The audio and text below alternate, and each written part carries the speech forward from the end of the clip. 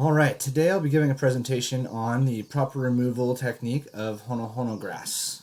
It's a common weed around here on Big Island, and it is known in the scientific community as Commelina diffusa, a member of the Commelinaceae family. It's a creeping perennial herb that forms thick vegetative mats in disturbed areas such as lawns and garden patches that are lying fallow on the sides of the roads, parks, and areas like that.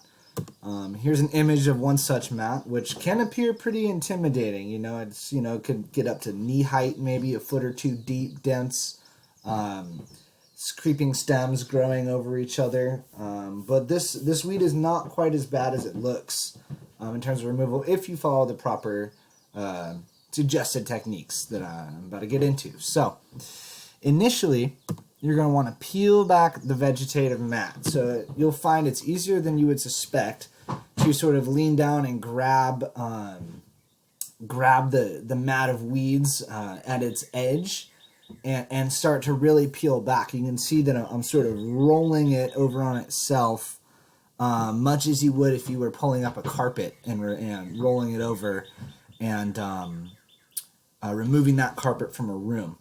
So you're going to want to pull it back as much as you can, because at that point it's easy, just pure manual labor, no tools required. But soon you'll reach a point where you can no longer roll the mat back on itself because the roots are anchoring the plant to the soil. So once you arrive at that point, you're going to need a partner. This is at least a two-person job. And you're going to want that partner to come along and with either a weed whacker, a scythe, or a machete, cut right above the roots right there, or right at the root right there. And as my partner is cutting, I am removing, or I'm continuing to pull the mat back and rolling it over on itself. So you're going to repeat that process of pull the mat back, cut it at its base. Pull the mat back, cut it at its base. So once you have done that for a few successions, maybe, depending on the density of your mat, this can be, 3 to maybe 6 or 7 rounds of peeling and cutting. You'll then get to a point where the mat is getting too big and heavy for you to just easily manually extricate. So once you get to that point, you're going to actually want to make incisions, so to speak, on either end of the roll. You can see on that picture on the right in the foreground, you can clearly see where it's been cut at an angle which is perpendicular to the initial cuts which occurred over and over. So once you've made cuts on either end, you can begin to roll that mat back over on itself. As you can see the two images on the left, I'm rolling it over and over, sort of rolling it in a manner perpendicular to the initial rolls which occurred.